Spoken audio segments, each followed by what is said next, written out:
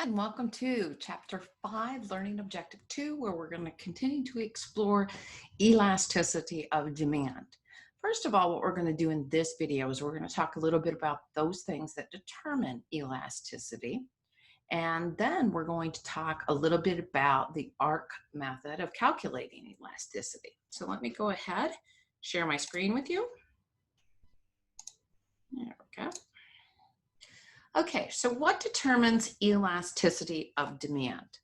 So just to recap, remember, if elasticity of demand is greater than 1, then it's elastic. And what that means is that the price increases, the quantity demanded decreases a lot. If elasticity of demand is less than 1, then it is inelastic, meaning buyers are insensitive to price changes. If the price increases, the quantity demanded decreases, but by a little bit.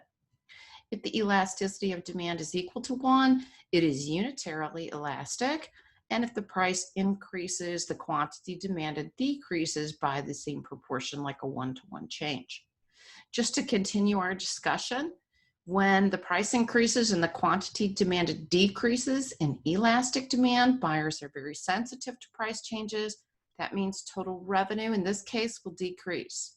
Remember, every time I draw an arrow, the opposite is also true, meaning, just to make sure, if the price decreases, the quantity demanded is going to increase a lot, and then in that case, total revenue will increase. If we look at this inelastic demand, we know that as the price increases, the quantity demand decreases, but by a little bit, and that means that total revenue will actually increase. The last one, we know that total revenue will remain unchanged in a unitarily elastic type of demand. Okay, so what determines elasticity of demand? And the first one is the number of substitutes. And there are differences of substitutes. So we could have a very high number, okay? So if we have an elasticity of demand that is like 10, that says that these two are almost exact substitutes for each other. Therefore, people are very price sensitive because there's lots of substitutes from which to choose. If the elasticity of demand is, say, 0.23, then these are not very close substitutes. So we use these to take a look at not only how many substitutes are out there, but is one product a close substitution for another? So if we have a lot of substitutes, then we're going to see that the elasticity of demand is going to be higher than if there are few substitutes. Then the elasticity of demand would probably be inelastic. The other determinant is if it's a necessity versus a luxury. Remember that elasticities are talking about the buyer's sensitivity to price changes.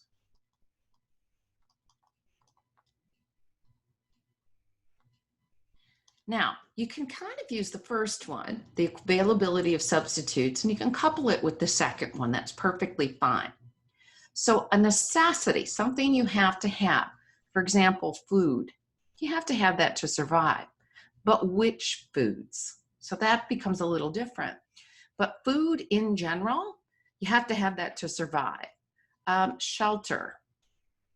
And again, what do we mean by shelter? That can mean different things. But shelter in and of itself, you have to have that to survive. So a good one that I like to use is gasoline. If you don't have a hybrid vehicle, then basically if the price of gasoline doubles overnight, can you do a lot about it? And the answer to that is no. So when gas goes up, the quantity demanded goes down, because people still have to afford that gasoline. Now, they may think differently, and they may start to explore other options like biking or ride share or so on. But when we look at it, if the price doubles, what happens? And so in this case, if the price goes up a lot, the quantity demanded doesn't go up as much. So elasticity of demand is less than 1, meaning inelastic. It's not so much that we don't care, it's just we can't do anything about that doubling of prices. Some luxuries. What about diamonds? If the price of diamonds doubles, do people buy less diamonds? And yes, they do, because we don't need diamonds to survive. So when we think about extras, like going to the movies, things like that, if the price goes up, then the quantity demanded falls by a bunch. And we see then that elasticity of demand will be greater than 1. The third determinant is how we define the market. And we can kind of use the same example that we just used a moment ago. So let's take the market for food. Now, when we talk about all food, we can't go without that, right? We have to have that to survive as human beings. So the elasticity of demand for all food is going to be inelastic. But if we talk about a specific food, maybe oranges. So notice that is a category, a narrowly defined market.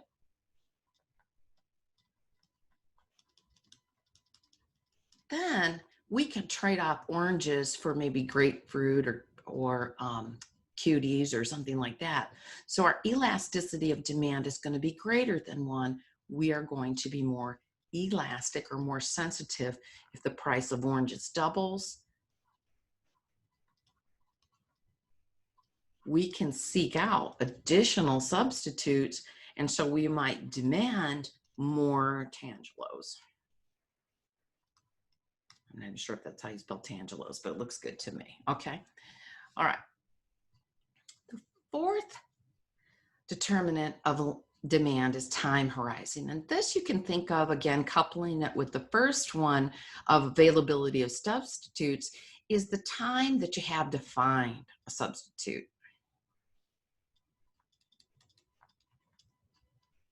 So in the short term, we say that everything, there we go. Evidently spelling's taking the day off. The time it takes to find a substitute. So in the short term, meaning less than a year, everything is going to be more inelastic. However, in the longer term, things are going to be much more elastic because we can seek out more substitutes. Okay. The last one in your book doesn't talk about this one, but it actually is one, is the percentage of your income that you spend on an item. So let's take a look at an example. Gum is probably not a large percent of the income you earn. Therefore, if the price of gum doubles, your quantity demanded is not going to go down a whole lot, right? So we would say your elasticity of demand is relatively inelastic for gum. However, if your rent doubles, then you care about that a lot. So your quantity demanded decreases a lot. So your elasticity of demand is greater than 1 or elastic. Okay, let's take a gander at some of these. The prices of both of these goods rise 20%. For which one does the quantity demanded drop the most? So again, kind of a story problem. And so what we're asking is, if the price of one of these goes up and the price of the other goes up, for which one does the quantity demanded drop a lot? Okay, so let's look at our first two. We have breakfast cereal. If the price of breakfast cereal doubles, do you care a lot? Well, it depends on how much your consumption of breakfast cereal is, true. But we're looking at this one because there's a lot of substitutes to breakfast cereal. However, are there a lot of substitutes to sunscreen? The answer is no, right? You could use an umbrella or stay out of the sun.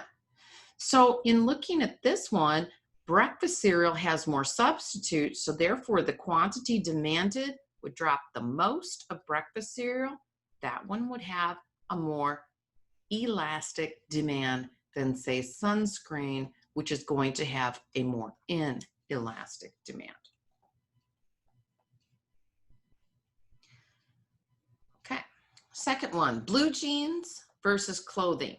So if the price of blue jeans increases by 20% and the price of clothing increases by 20%, for which one would the quantity demanded drop more?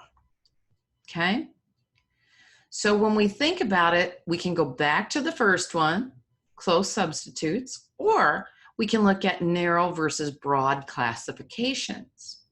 So if the price of blue jeans increases by 20%, I would expect that for blue jeans, people might wear, jogging pants. They might wear whatever's in fashion at that time. So I would expect that the elasticity of demand is greater or more elastic for blue jeans than it is for clothing in general, because we have to have some types of clothing, right? So the elasticity for clothing is less than 1. So a narrow classification of clothing is blue jeans, a broad classification, clothing. So again, kind of looking at it, oops, let me erase that, there we go. Again, narrow classifications are going to be much more elastic for a narrow classification, and for a broad classification, much more inelastic. Insulin versus Caribbean cruises. Again, you kind of see these start to thread together. So if the price of insulin goes up by 20%, for which good does the quantity demanded drop the most? So here we have a necessity versus a luxury, right? So think about this one for a second. If you answered the more elastic of these is Caribbean cruises, you're right. For a luxury, and the elasticity of demand for a necessity is going to be more inelastic, because you have to have the insulin in order to survive.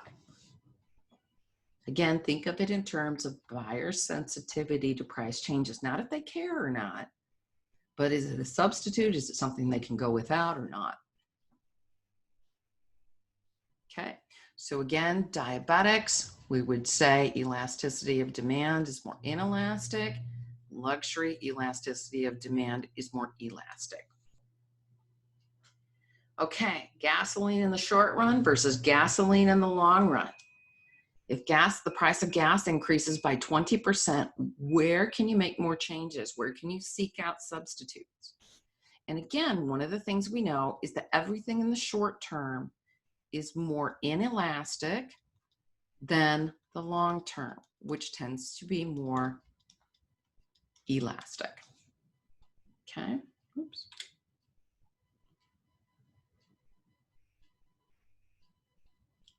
Okay, so this is just a nice little summary of what price elasticity depends on, and you can also add the percent of income spent on that item. Okay, now we're going to talk a little bit about the point method versus the arc method. So again, I showed you in the previous objective that the elasticity of demand formula is equal to the percent change in the quantity demanded divided by the percent change in price.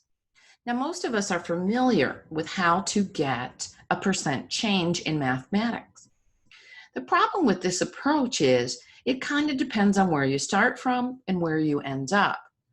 Also notice that we're going to take elasticity over a line segment. So here's the example. Okay, so there's our formula for elasticity of demand. Let's say the price increases to 10%. So now we can calculate that as the percent change in the quantity, this portion right here, 15% divided by the percent change in price, 10%, we would say it's 1.5. So that would say our elasticity of demand is in fact elastic, and and given a 1% change in price, there will be a 1.5% change in the quantity demanded, all else held constant. Okay, let's go back to our website example to kind of understand why we can't use a percent change. First of all, we are not calculating the elasticity at a certain point. We are actually calculating the elasticity over this arc. So if I choose A to B, I'm going to get a different answer than if I use B to A. So here's an example. So we could say if we went from A to B, our percent change would be 25%. Okay. From A to B, we would have an elasticity of 1.33. So elasticity of demand greater than 1. Yes, it's elastic, but where we get caught is in our interpretation. So given a 1% increase in price, there will be a 1.33% decrease in the quantity demanded, all else held constant. If we go to B to A, we see a far different elasticity, almost double. Actually, it is, no, just about double. So our elasticity of demand is still elastic, but now that interpretation becomes perhaps incorrect. Again, the point method is fine if you're given the percentages. But if you're not given the percentages, then we are actually calculating elasticity across this arc. And so we want to be precise. And to be precise, what we're going to use is the arc method or midpoint method, as your book refers to it. So the midpoint method is taking an average of that line segment. And it doesn't matter where you start and where you end, you always end up with the same answer. So here is our arc method. It looks a little goofy, I understand. But what essentially that we're doing is we're taking a look at the difference of the line segment in terms of the x-axis. Then we're averaging that line segment over that same line, okay? And then we're going to do the same thing for price. So here's an example. We have point A, so we're going to call this P1. We're going to call this Q1 or QD1, I should be exact. And then P2 and Q2. So now what we can do is plug this into our arc elasticity formula. So basically we're going to say Q2, which is 90, minus Q1, which is 60, over 60 plus 90 divided by 2, all that over P2, 75 minus 100 over 100 plus 75 divided by 2. And what you want to do is remember PEMDAS, right? And what we again are going to do is take the absolute value of this to calculate the elasticity of demand. So forgive me if you're good in math and you can do this right away, good for you. Basically 90 minus 60 is 30, right? 60 plus 90 is 150 divided by 2 is 175. I always have to double check because I've had a stroke, right? Okay, so we have 30 over 75 over 75 minus 100 is negative 25, but remember we're taking absolute values here, so we kind of forget about that negative sign.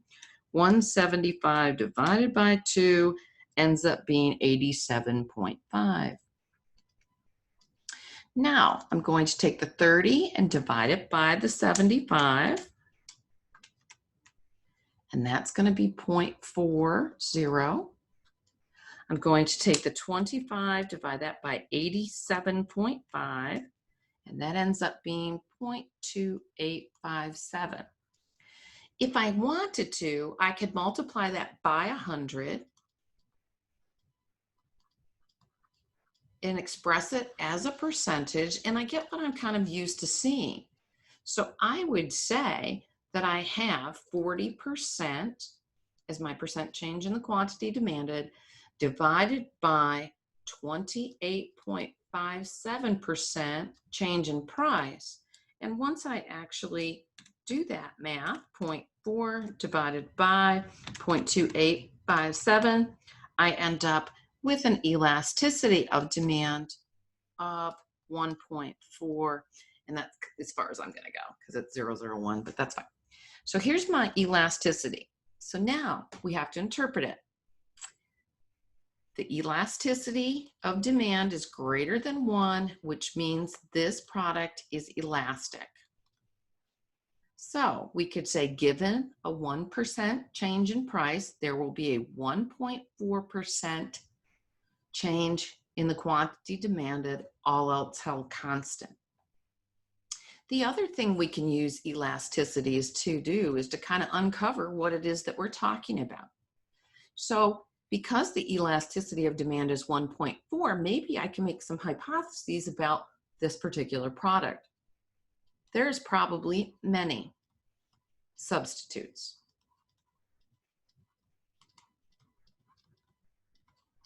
I might be talking about a broad product classification rather than a narrow. I might be talking about things in the longer term as opposed to the shorter term. Broad versus narrow, I did that one. Long term, short term, substitutes. This might also be a luxury because those are things I know that are going to be more elastic. Now, again, we're just kind of putting some supposition on this because, yes, it does depend on what context and so on.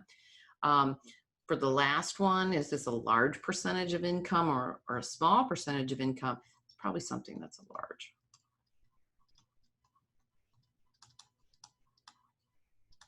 So again, threading these things together are some things I know about elasticities.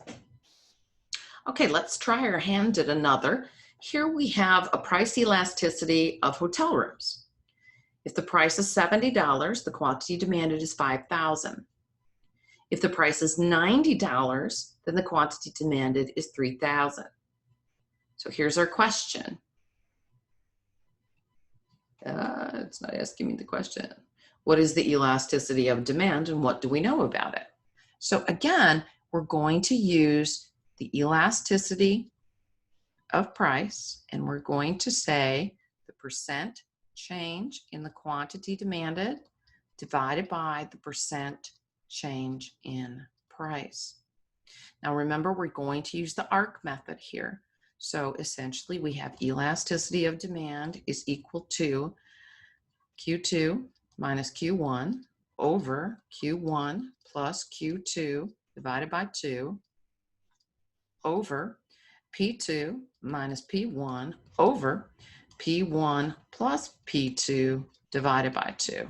And of course, we're going to take the absolute value because we know it's going to be negative based upon the law of demand. So here's our P1, here's our P2, here's our Q1, and here's our Q2. Okay, Q2 is 3,000 minus Q1, 5,000 over, and if you want to just look at halfway in between, that's what I'm going to do. Yes, it's 8,000 divided by 4, divided by 2, which is 4,000, or halfway in between. Think of a number line, perhaps. Okay, so I'm just going to get to that pretty quickly. P2 is 90 minus 70 over halfway in between, which is 80. Okay, so I go down here and I'm going to say, okay, 3,000 minus 5,000 is 2,000 divided by 4,000, which sounds to me like 0.5, over 90 minus 70. And again, remember, if you're asking, well, why didn't you say negative? It's because we're taking the absolute value. 90 minus 70 is 20 over 80, which is just 0.25.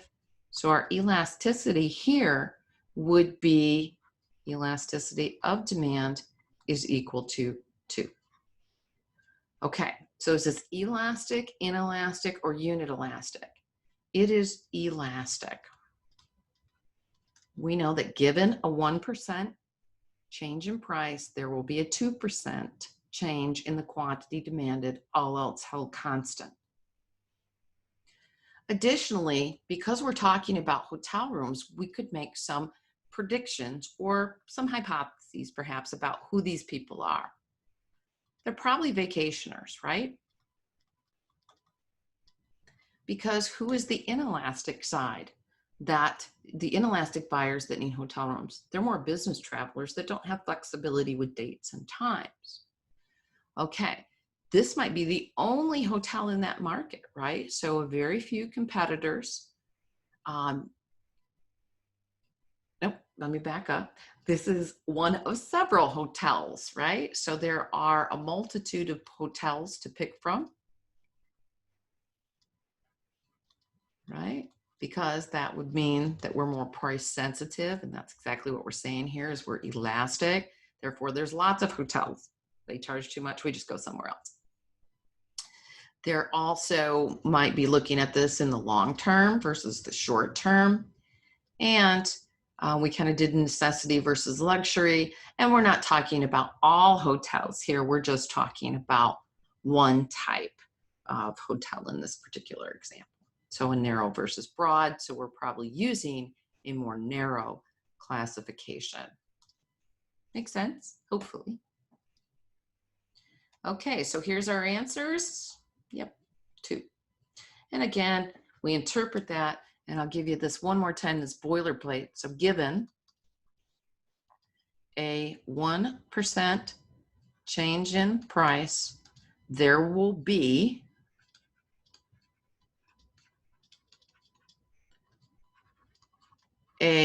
here's your answer, 2% change in the quantity demanded, all else held constant, or ceteris paribus. You can always use that boilerplate to explain elasticity of demand.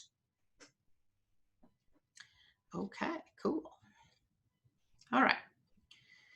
Now, a lot of people like to think that elasticity of demand is the slope of the demand curve, and it's not.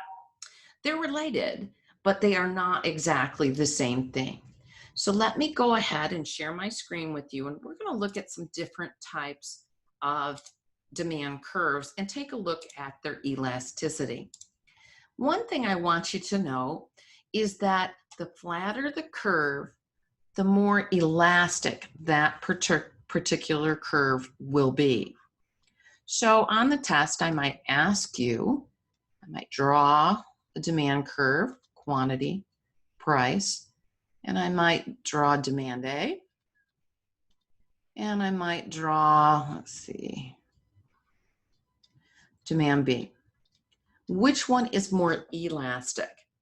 And you would say demand A. Why? Because it is flatter.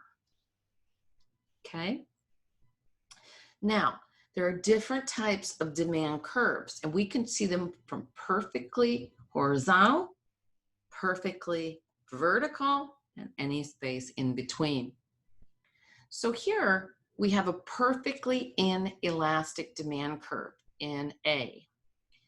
Notice it is totally vertical. It doesn't matter how much price changes. Quantity remains unchanged. So here our elasticity will equal 0. Now, if we put a little pitch to it, here we have a 22% increase in price, and it leads to an 11% decrease in the quantity demanded. We could use our formula, and basically what we have is 11% over 22%, and that's going to give us something less than 1. So we know it is elastic, not only because we can calculate it, but also because it is very steep. This is a unit elastic demand curve where the elasticity equals 1. How do we know that? There's a 22% increase in price and a 22% increase in the quantity demanded. So 22% change in the quantity demanded divided by a 22% change in price is equal to 1. So our elasticity of demand equals 1. Here is some other examples. Notice that this curve in D, figure 1D here, is a lot flatter than C. So we know that this is going to be more elastic if we're comparing the two. Here we have a 22% change in price, a 67% change in the quantity demanded. So you know 67% divided by 22% is going to give us something that's greater than 1. So we know this is elastic. Another curve, and you will actually see this curve in your upcoming chapters, is where it is perfectly flat. And here, it's interesting because at any price above $4, there's no demand. Any price below $3, ton of demand. So in this particular example, elasticity equals infinity. Okay. Now, this next set of slides just basically comes back to that idea of total revenue. And remember, we defined that in our last objective. So remember, total revenue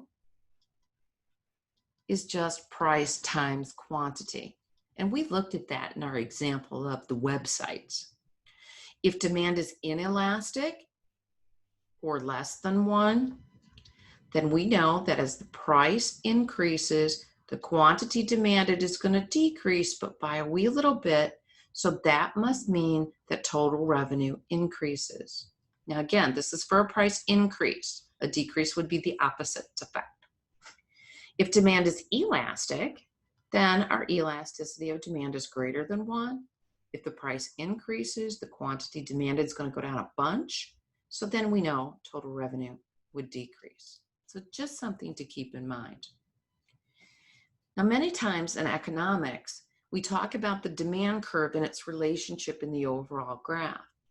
Because we know that we have a price here is $4, our quantity is 100 here, that this entire orangey square here represents the area of that square. Yes, there is geometry in economics. I often wonder when I was ever going to use geometry, and now look at me. So if we take price times quantity, or $4 times 100, our total revenue here is $400. So the area below the price to the quantity, that little block, represents our total revenue. Now, what I want you to think about for just a moment is how would elasticity be related to total revenue? So let me show you. If I were to take this demand curve, let me try to do it.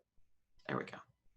And increase its elasticity. So we went from a relatively flat blue line to a more inelastic green line. And I'm going to go ahead and kind of show what happens here, right? So we end up with a greater total revenue at that particular point. I think my next graph does a better job. So when we look at this, we have relatively steep, right? So this is steep. So that must mean that it is more inelastic. So elasticity of demand is less than 1. If the price increases by $5, there's not a lot that we can do for that. So we would say the area here in green, labeled A, outweighs the area that we have in lost customers here in B. So that's the reason why total revenue will increase when we have inelastic demand or a relatively steep curve. Now we have a flatter curve, right? And we're going to increase that price by the same amount. So we're going to gain this much additional money from the price increase. However, we have lost a bunch of customers because this is an elastic product. And now the area B that we have lost is no longer compensated by area A that we have gained. So this was a bad idea to increase the price because the elasticity of demand is greater than 1.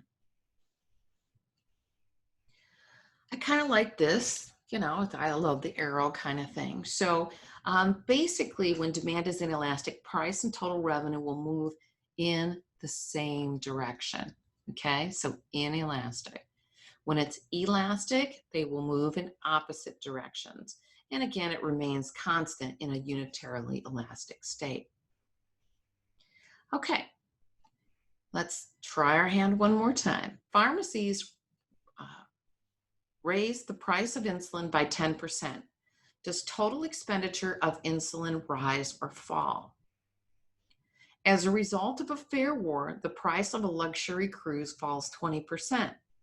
Does luxury cruise companies' total revenue rise or fall? All right, so let's try our first one. Pharmacies increase the price of insulin by 10%. All right, so what do we know about insulin? We know it's a necessity. What do we know about necessities? We know that their elasticity of demand tends to be inelastic. So we're going to increase the price by 10%. We would expect that the quantity demanded to fall by less than 10% because we know this has to equal something less than 1. Therefore, the total revenue among pharmacies would increase. Okay. All right, let's look at our second. As a result of a fare war, the price of a luxury cruise falls 20%. Okay, so a cruise, it just tells us, isn't that nice, that it's a luxury, not a necessity. What do we know about the elasticity of luxuries? That it's greater than 1. It is elastic. So when the price decreases 20%,